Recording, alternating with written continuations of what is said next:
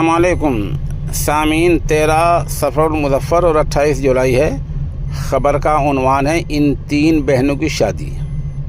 दरअसल आपने भी पिछले हफ्ते पढ़ा होगा, ये तीन बहनें हैं, ज़िला अमरोहा के हसनपुर की रहने वाली हैं।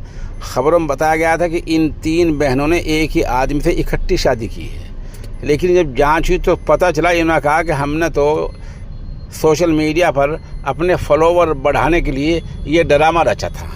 अब पता चला कि 4 से 5 लाख फॉलोवर इनके बढ़ गए हैं इस ड्रामे से, क्योंकि उस पुजारी से बात की जिसने जो दिखाया गया था हवन करते हुए, उसने सब इनकार कर दिया है। तो अब मालूम ये हुआ कि तीन बहनों ने जो ड्रामा रचा था और एक लड़के ने मिलकर सिर्फ और सिर्फ अपने फॉलोवर बढ़ाने के लिए किया था।